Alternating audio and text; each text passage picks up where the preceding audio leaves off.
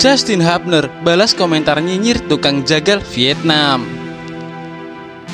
Justin Hubner balas komentar nyinyir Duan Van Hau usai timnas Indonesia hajar Vietnam 3-0 pada laga kualifikasi Piala Dunia 2026. Van Hau sebelumnya pernah melayangkan komentar negatif soal kualitas para pemain naturalisasi timnas Indonesia. Ia menyebut level Hubner dan kawan-kawan bukan pemain level terbaik di Eropa.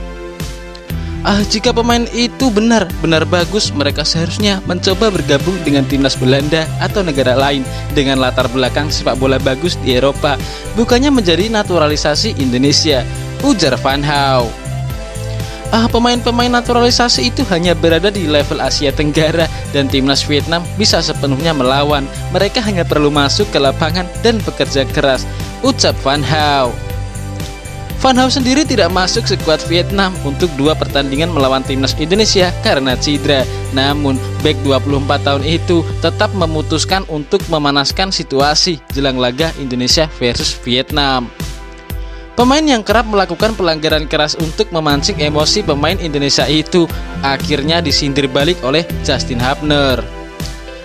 Jangan bicara soal nama pemain, tulis Hubner di Instastory sambil mengunggah kutipan komentar negatif Van Hau. Malaysia ketar-ketir disalip timnas Indonesia. 2 kekalahan beruntun yang dialami Malaysia diyakini akan membuat mereka disalip Indonesia di ranking FIFA, Federasi Sepak Bola Internasional. Malaysia takluk 0-2 dari Oman pada laga lanjutan grup D kualifikasi Piala Dunia 2026 di Stadion Nasional Bukit Jalil.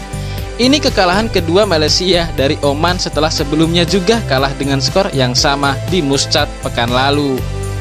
Berdasarkan perhitungan laman Footy Rankings, Harimau Malaya akan kehilangan 15,63 poin dan diperkirakan turun 5 peringkat, yakni turun ke ranking 137 dunia.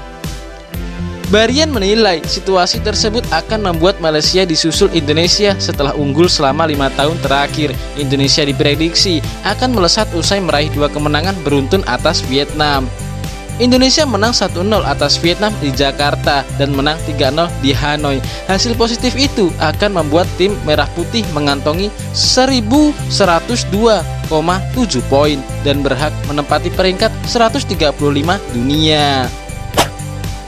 3 naturalisasi main bagus, Indonesia siap hajar Irak dan Filipina. Pelatih timnas Indonesia, Sintayong, menilai tim Merah Putih tengah dalam kondisi positif di kualifikasi Piala Dunia 2026 seiring bergabungnya Jay Ijaz, Tom Haye, dan Ragnar Oratmangun. Sintayong pun mengusung target menang di 2 laga sisa grup F putaran kedua kualifikasi Piala Dunia 2026 zona Asia melawan Irak dan Filipina. Timnas Indonesia akan menjamu Irak pada 6 Juni dan Filipina pada 11 Juni mendatang. Sisa laga ini akan menentukan nasib skuad Garuda dalam persaingan menuju babak ketiga kualifikasi. Saya memandang ini positif, jadi 2 laga selanjutnya di home juga. Jadi saya akan berusaha semaksimal mungkin agar bisa memberi kebahagiaan kepada fans sepak bola Indonesia agar bisa menang lawan Irak dan Filipina, kata Sintayong.